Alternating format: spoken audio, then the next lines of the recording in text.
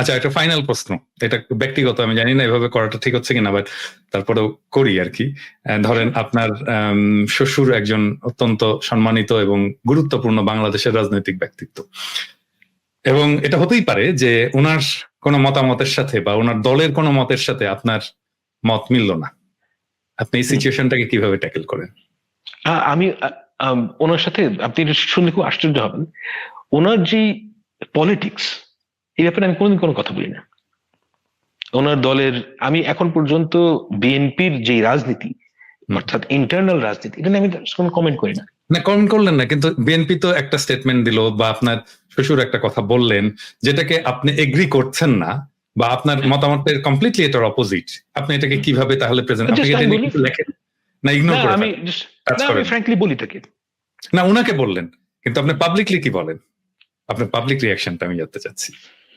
Public reaction করি না, আমি very private man. Private man এই সেন্সে যে আমি খুব কিছু ওল্ড ওয়ার্ল্ড ভ্যালুজ নিয়ে বিশ্বাস করি। ধরা যাক আপনার সাথে আমার বন্ধুতা আছে, আমি কিন্তু আরেকজনকে গিয়ে আপনার সম্বন্ধে আপনার কোনো দুর্বল মুহূর্তের কথা আমি কোনোদিন আরেকজনকে বলবো না।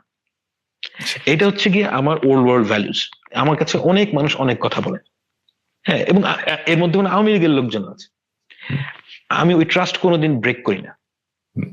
হ্যাঁ, যে আমার আলমগীর সাহেব একজন খুবই গুরুত্বপূর্ণ মানুষ এবং উনি একজন আসলেই সম্মানিত মানুষ এবং সম্মান পাওয়ার মতন মানুষ। এই কারণে না যে উনি একজন উচ্চ পদে আছেন, আমি ওইভাবে কোনো মানুষকে কোনোদিন বিচার করি না। যে আমি দেখি যে ওনার হিউম্যান ভ্যালুস কিরকম, ইজ এ ভেরি, আমি বলবো যে ওনার হিউম্যান ভ্যালুস খুবই উচ্চ মর্যাদার মানুষ। হ্যাঁ, তো উনি আমার সাথে প্রাইভেটলি যা কথা বলেন ওইটা তো আমি কোনোদিনও কারোর সাথে শেয়ার করবো না। না, আমি প্রাইভেটলি না, ধরেন উনি পাবলিকলি একটা স্টেটমেন্ট দিলেন যেটা আপনি পাবলিকলি এটাকে কখনো অপোজ করবেন কিনা, যদি মনে হয় যে এটা ঠিক বলেননি তিনি? It depends, it depends. করতে পারেন? ও মানে অ্যাবসলিউটলি করতে পারি, কিন্তু কথা হচ্ছে যে এটা যদি একটা ওপিনিয়ন হয়, no I won't do it. কিন্তু উনি যদি, ইফ দিস ইজ, দেখেন আপনার ওপিনিয়ন আমি কিন্তু খুব কম রিয়াক্ট করি। এমনকি মানে অনেকেই মনে করেন যে আমি অ্যাক্টিভিস্ট, এই কারণে হাসিনাকে আমার সহ্য হতো না। I would be very frank with you, যে হাসিনা এবং শেখ মুজিব এই দুজন মানুষকে আমার সহ্য হয় না, because they represent the worst of us. হ্যাঁ, কিন্তু আমি ব্যক্তিগতভাবে এই যে খোঁচাখুচি করার মানুষ না। তা আমি যে কোনো মানুষের ওপিনিয়ন খুব শ্রদ্ধা করি এবং আমি মানে ওনার যে ওপিনিয়ন সেটা আমার সাথে বহু জায়গায় একমত না। হ্যাঁ, কিন্তু আমার এটা নিয়ে কোনো আপত্তি নাই, মানে ইকুয়ালিটির প্রসঙ্গে ওনার যে আইডিয়া এবং আমার যে আইডিয়া সেটা একরকম না। হ্যাঁ, দ্যাটস ফাইন। আচ্ছা, ফাইনালি আমি আরেকটা, আমার নিজের একটা প্রবলেম আর কি, মানে এইটা প্রবলেমটা হয়তো আপনি পড়েন না। একটা হচ্ছে যে আমি যেহেতু ছাত্র রাজনীতি করে এসেছি এবং 90-এর মুভমেন্ট করে এসেছি, আমরা তো আমাদের ছাত্র সংগ্রাম পরিষদ ছিল, সর্বদলীয় ছাত্র ঐক্য ছিল, এবং আমরা তো একসাথে মুভমেন্ট করেছি, মানে বিএনপি, ছাত্রদল, ছাত্রলীগ, আওয়ামী লীগ, একসাথেই তো আমরা মুভমেন্টটা করেছি। তো সেই সময়ের রাজনৈতিক কিছু বন্ধু আছে, ধরেন আওয়ামী লীগের মধ্যেও আমার ছিল, এখন হয়তো যোগাযোগ নাই। তারপরে আওয়ামী লীগের আমরা অপোজিশন হিসেবে ইমার্জ করলাম।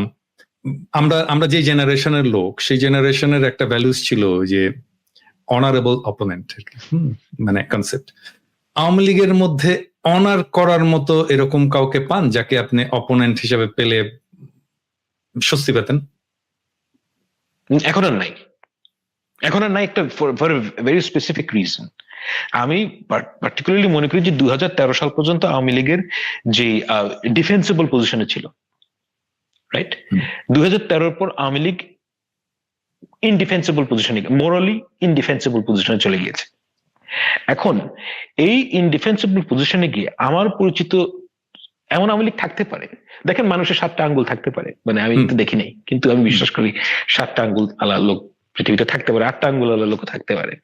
তো একজন সভ্য ভদ্র আওয়ামী লীগ থাকতেও পারে, আমি এটা সম্ভাবনাকে উড়িয়ে দিই না।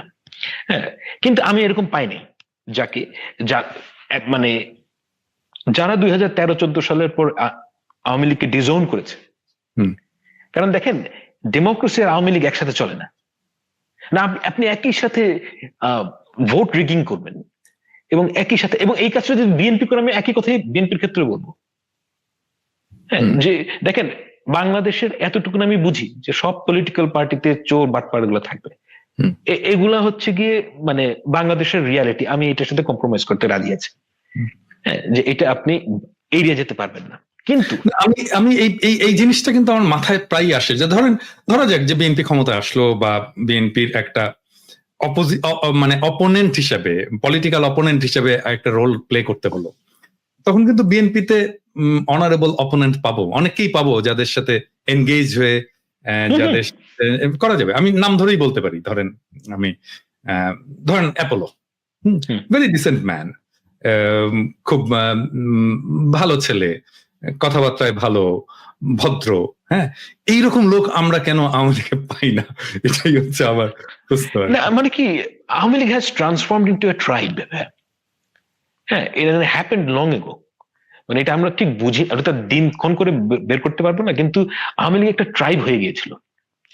ট্রাইবের মানুষের সাথে আপনি সবসময় মানে জন্তু টাইপ আচরণ এক্সপেক্ট করেন, মানে সবসময় একাত্ম হয়ে থাকবে, এবং তাদের নিজেদের মধ্যে হয়তো কিছু হিউম্যান ভ্যালুস তারা দেখাবেন, কিন্তু যারা তাদের এই মতামতের বাইরে, তাদেরকে তারা সবসময় ডিসক্রেডিট করার চেষ্টা করবে, তাদের সাথে শত্রুতায় যাবে। It's a very bizarre thing. আমি মানে দেখছিলাম যে আমাদের ক্যানবেরাতে একজন ছাত্রলীগের নেতা আছেন, তো উনি মাঝে সাথে আমাকে নিয়ে ফেসবুকে গালাগালি, মানে গালিগালাজ না হলেও খুবই আপত্তিকর কথা বলতো।